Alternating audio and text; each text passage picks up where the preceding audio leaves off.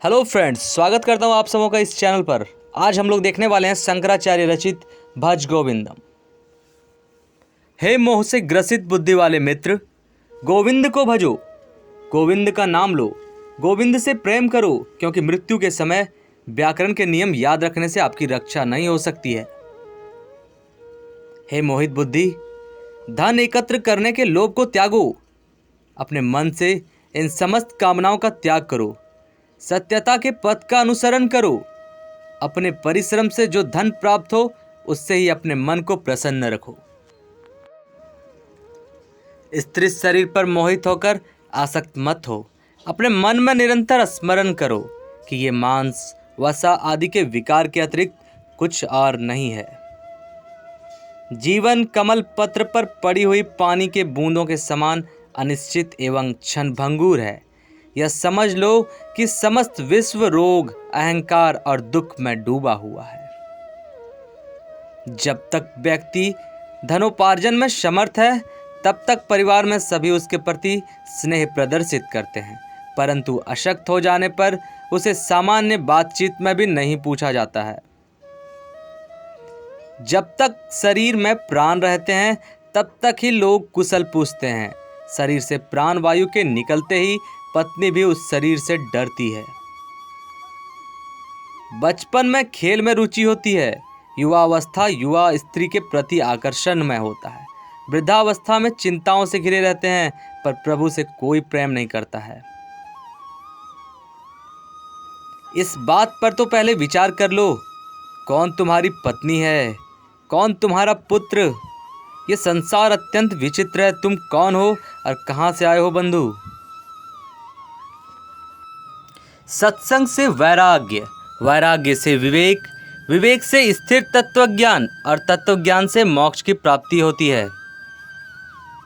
आयु बीत जाने के बाद काम भाव नहीं रहता, पानी सूख जाने पर तालाब नहीं रहता, धन चले जाने पर परिवार नहीं रहता और तत्व ज्ञान होने के बाद संसार नहीं रहता। धन, शक्ति और यौवन पर गर्व मत करो, समय क्षण भर में इसको नष्ट कर देता है। इस विश्व को माया से घिरा हुआ जानकर तुम ब्रह्म पद में प्रवेश करो। दिन और रात, शाम और सुबह, सर्दी और बसंत बार बार आते जाते हैं।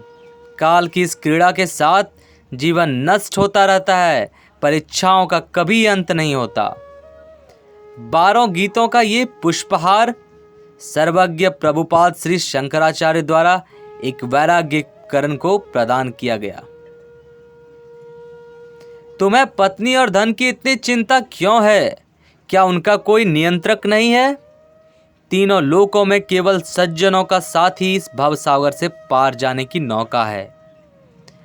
बड़ी जटाएं, केस रहित सिर, बिखरे बाल, भगवा वस्त्र और भांति भांति के ये वेश सब अपना पेट भरने के लिए ही धारण किए जाते हैं।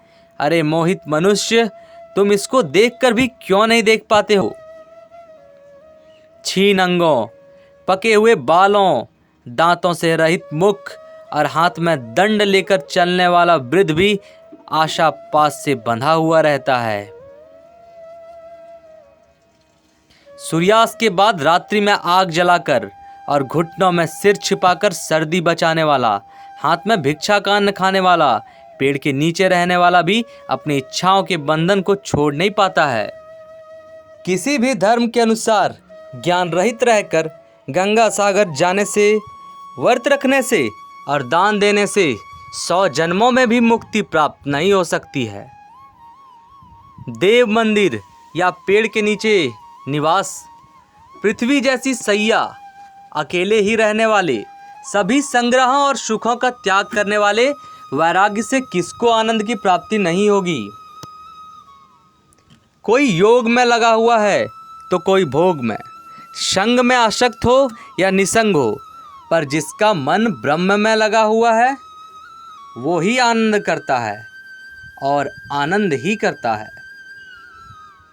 जिन्होंने भगवत गीता का थोड़ा सा भी अध्ययन कर लिया हो, भक्ति रूपी गंगा जल का कण भर भी पी लिया हो, भगवान कृष्ण की एक बार भी समुचित प्रकार से पूजा की हो, यम के द्वारा उसकी चर्चा नहीं की जा सकती है। बार बार जन्म, बार बार मृत्यु, बार बार माँ के गर्भ में शयन, इस संसार से पार जा पाना बहुत कठिन है। हे कृष्ण, कृपा करके मेरी इससे रक्षा करें। रथ के नीचे आने से फटे हुए कपड़े पहनने वाले, पुण्य और पाप से रहित पथ पर चलने वाले, योग में अपने चित्त को लगाने वाले योगी बालक के समान आनंद में रहते हैं। तुम कौन हो? मैं कौन हूँ? कहाँ से आया हूँ? मेरी माँ कौन है? मेरे पिता कौन है? सब प्रकार से इस विश्व को असार समझकर इसको एक स्वप्न के समान त्याग दो। तुम में, मुझ में और अन्यत्र भी सर्वव्यापक विष्णु ही हैं। तुम व्यर्थ ही क्रोध करते हो। यदि तुम शाश्वत विष्णु पद को प्राप्त करना चाहते हो तो सर्वत्र समान चित्त वाले हो जाओ। शत्रु, मित्र, पुत्र, बंधु बांधवों से प्रेम और द्वेष मत करो। सब में अपने आप को ही देखो। इस प्रकार सर्वत्र ही भेद रूपी अज्ञान को त्याग दो। काम, क्रोध, लोभ, मोह को छोड़कर स्वयं में स्थित होकर विचार करो कि मैं कौन हूँ। जो आत्मज्ञान से रहित मोहित व्यक्ति हैं वो बार बार छिपे हुए इस संसार रूपी नरक में पड़ते हैं। भगवान विष्णु के सहस्त्र नामों को गाते हुए उनके सुंदर रूप का अनवरत ध्यान करो।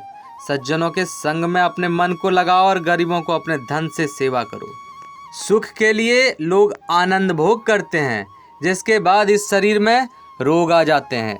यद्यपि इस पृथ्वी पर सबका मरण सुनिश्चित है, फिर भी लोग पापमय आचरण को नहीं छोड़ते हैं। धन अकल्याणकारी है और इससे जरा सा भी सुख नहीं मिल सकता, ऐसा विचार प्रतिदिन करना चाहिए। धनवान व्यक्ति तो अपने पुत्रों से भी डरते हैं, ऐसा सबको पता है। प्राणायाम, उचित आहार, नित्य इस संसार की अनित्यता का विवेक पूर्वक विचार करो। प्रेम से प्रभु नाम का जप करते हुए समाधि में ध्यान दो, बहुत ध्यान दो। गुरु के चरण कमलों का ही आश्रय मानने वाले भक्त बनकर सदैव के लिए संसार में आवागमन से मुक्त हो जाओ। इस प्रकार मन एवं इंद्रियों का निग्रह कर अपने हृदय में विराजमान प्रभु के दर्शन करो। इस प्रकार व्याकरण के नियमों को कंठस्थ करते हुए किसी मोहित व्याकरण के माध्यम से बुद्धिमान श्री भगवान शंकर के शिष्य बोध प्राप्त करने के लिए प्रेरित किए गए। गोविंद को भजो, गोविंद का नाम लो, गोविंद से प्रेम करो, क्योंकि भगवान के नाम जप के अतिरिक्त इस संसार सागर से पार जाने का अन्य कोई मार्ग नहीं है। भज गोविंदम, गोविंदम भज मूढ़मते। संप्राप्ते सन्निहिते काले, नहीं रक्षिते डुक्रिंज करने।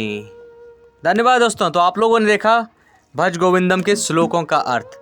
चैनल पर बने रहें। वीडियो पसंद आए तो लाइक करें और सब्सक्राइब करना ना भूलें।